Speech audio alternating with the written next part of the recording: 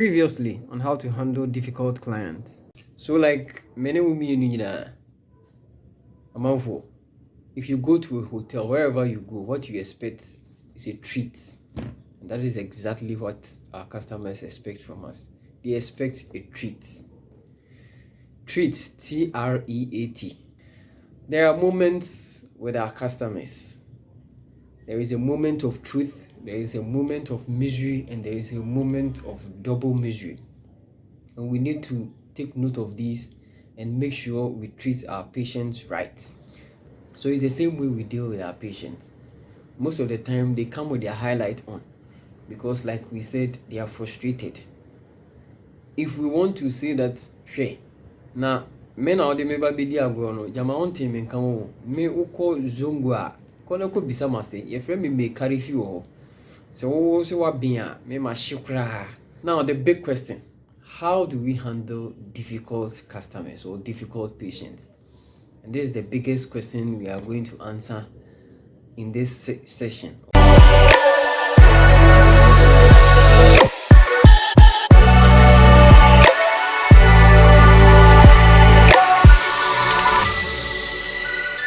Here we go into the diplomacy negotiation proper.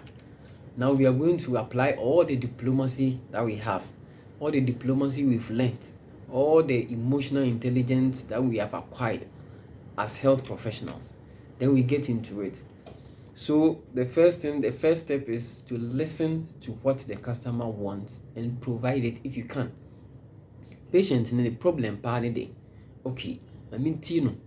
And that is where we talked about in listening skills. When we were talking about communication, we need to listen to them. Listen attentively. Tia kusi ewie na hwɛ sɛ okay, problem ni ne dia a ɛdɛn na metimi ayɛ afa ho. If you can do something about it, please and please do it.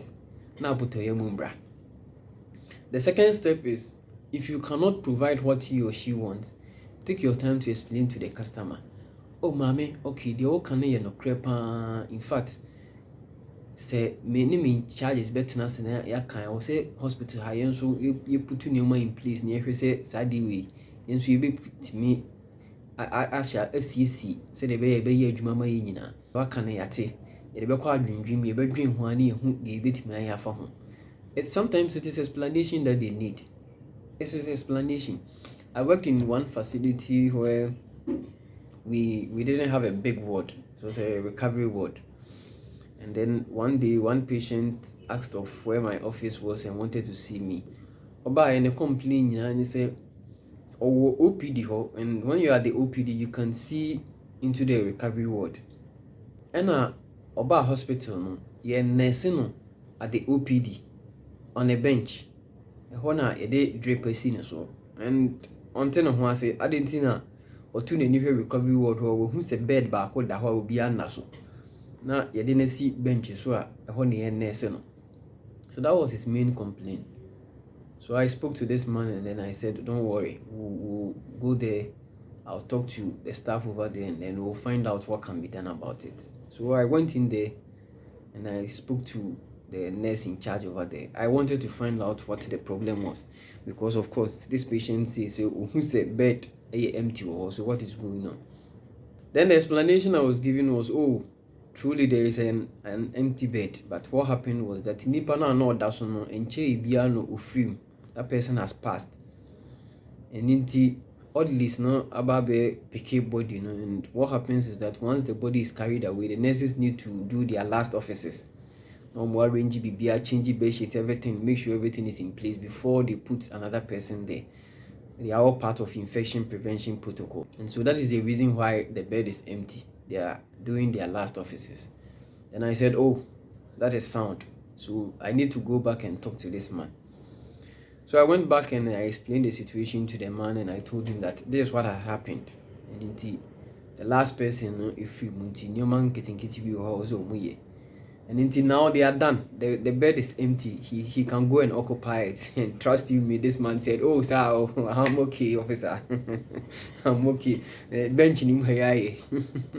Usuro bibi. Said you're not that's one if you book dia. Usuro say you are no so called that's what ja. No so bamboo wood in sabe bono konchi. and it is added your pakunyanum. So sometimes it is how we take our time to explain situations to them. They don't have the explanation, they're in a gray area. So we need to open up things to them and let them understand the situation, and then they will definitely keep their cool. The third step is to continue to keep your cool. You, as the professional, you always need to keep your cool and make sure say you are being the bigger person in the situation. Hey, no say oh so yeah what say one no danger munti so the days I mean they will not make any headway, but you need to always keep your cool. The first step is, if the situation is getting out of hand, call another colleague to help to handle the situation. So baby I don't know say ni aye kesi other colleagues will call someone to come and give a hand. But please, my advice, viewers, other colleague na eba be fro say esro bra na be resolve situation and I say come and lend a hand no. Oba no, me pacho, if you have nothing to say me no. Don't come and pour oil into the fire. Don't come and pour petrol into the situation. Obi wo ho no oba na aha na omo se die. Omo de bia mo ba na mba betete o ha no se omo se yenye omo de.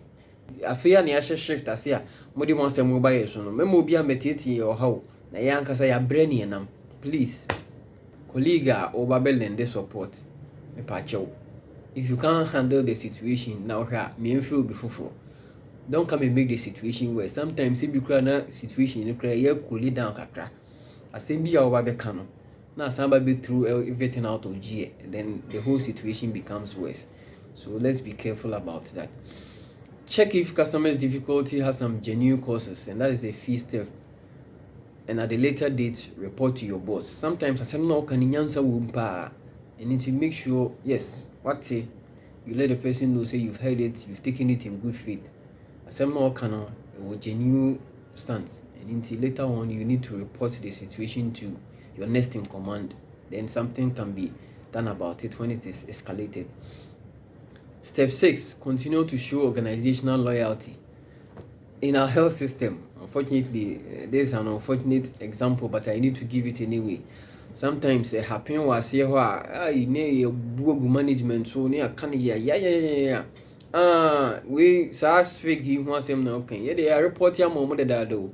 Mpanyinfo no mba omo te soro ho mu bie nkoba bie nti omu nim de ekoso nti en na egu ho no ye nyina se atim omo ye ni ye a yenso ye behwe mo fine but enya nye ni ye de ye nyina atim nti mu kasa mu nsusu nkasa nhwe ye side ha na enye ye ya mpanyinfo no mo so ho no. Please, health colleagues, we need to show organizational loyalty. Yes, they are complaining about it, and yes, it is something that you have reported.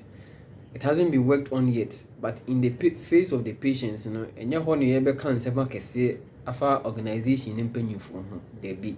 Let the patient know say asem no more can no prayer yate.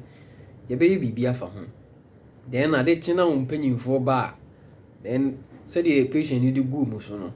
Then so the good penny for no say na patients ne can say more nye be and for home. And your bar sit down strike.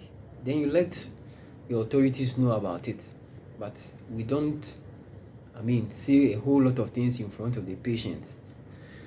Step 7 is, out of the difficulty, do something small to calm down this customer. Be happy, be kitu be hobbit me ayama. Bibia sometimes it be a baby crot and oh mammy, oh dear, sorry, bra, mammy more special seat wa.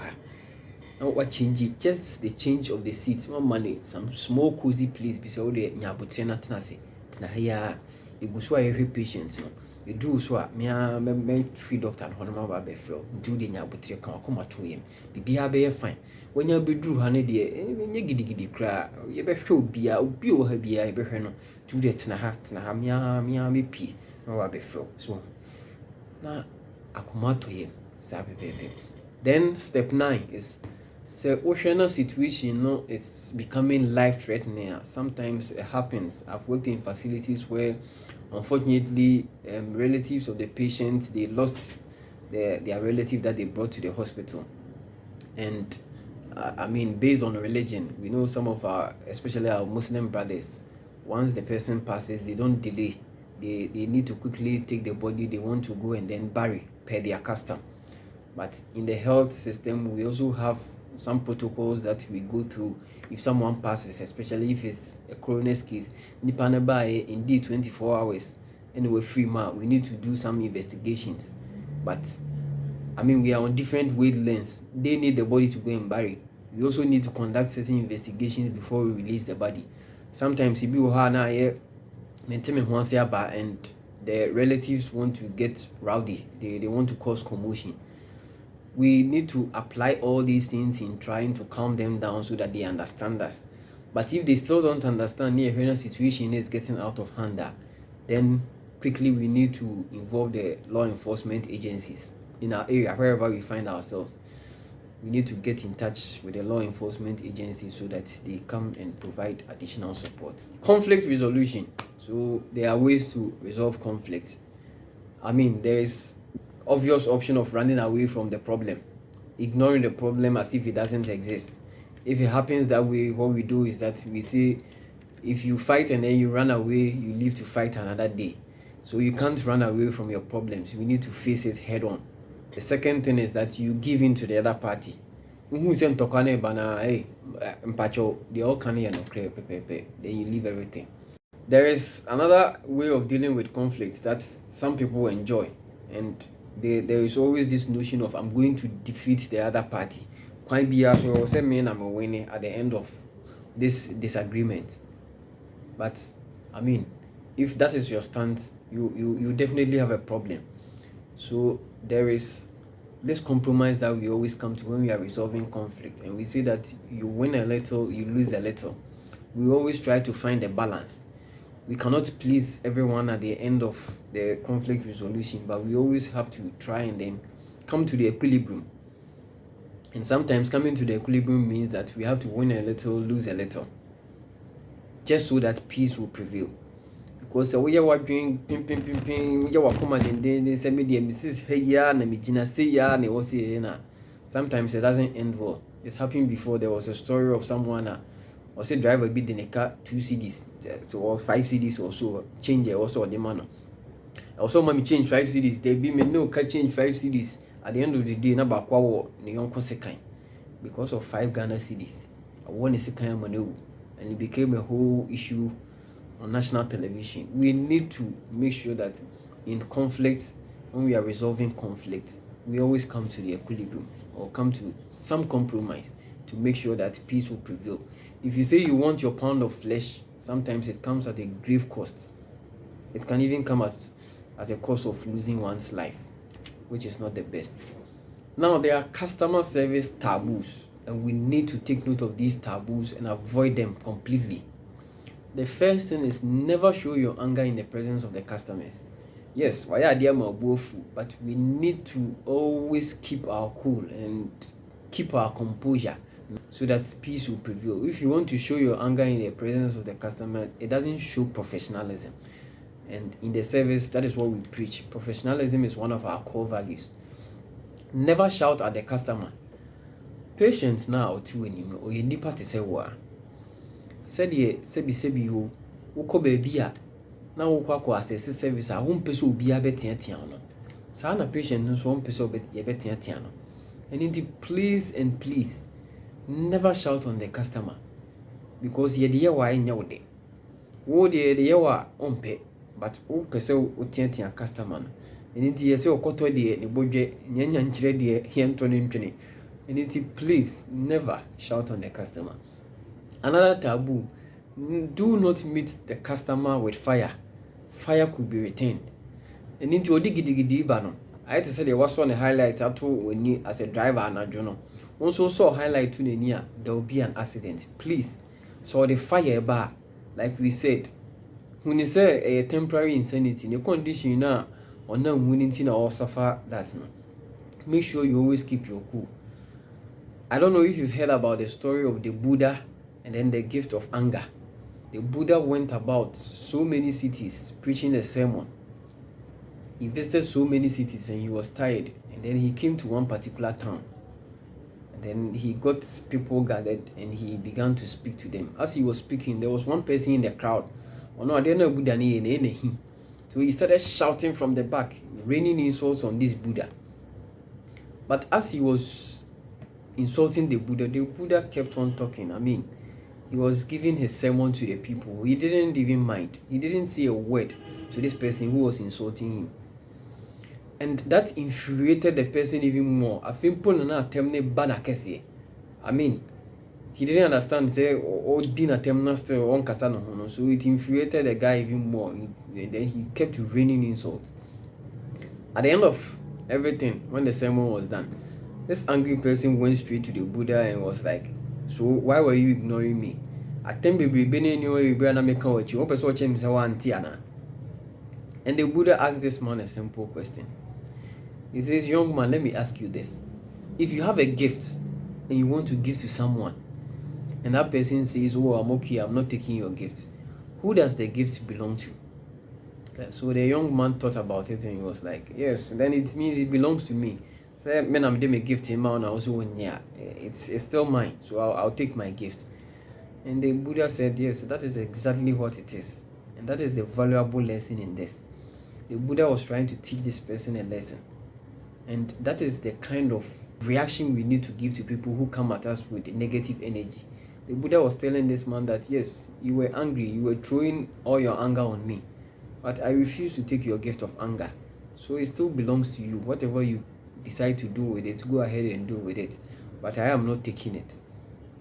So yes, when the patients or our customers come at us, as much as possible, emotional intelligence is what we need to exhibit. Let us control ourselves and let us give back to them their gifts of anger.